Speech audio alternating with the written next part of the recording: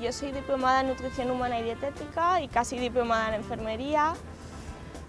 Como ves, todo enfocado a la sanidad, que es lo que realmente me motiva, me gusta y me hace crecer como persona.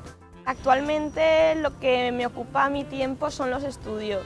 O sea, estoy en el último año de enfermería, acabo este año la carrera y es un año lleno de prácticas, entonces voy a estar tanto en hospital como en centro de salud todo el año. Estoy en la UCI, la verdad que es uno de los servicios que más me gustan, es muy duro, es muy activo y era algo que quería probar estar en un servicio tan cañero. Son personas que están muy delicadas, entonces se hacen muchísimas técnicas, es intentar estabilizar al paciente, intentar que salga de allí lo antes posible y de la mejor forma posible.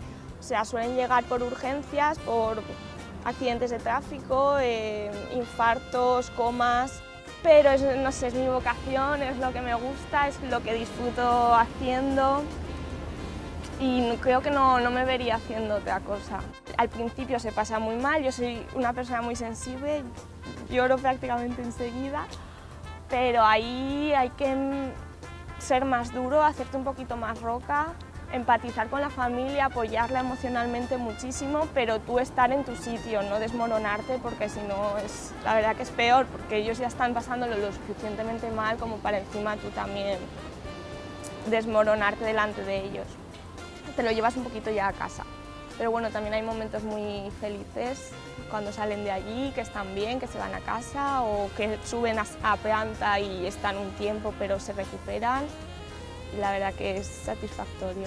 Me siento orgullosa de estar acabando mi segunda carrera universitaria, la verdad, de haber encontrado mi vocación y de llevar desde los 16 años trabajando. Es una edad muy temprana para empezar a trabajar, pero soy una persona bastante independiente. No puedo estar parada, necesito estar trabajando, es algo que a mí me encanta.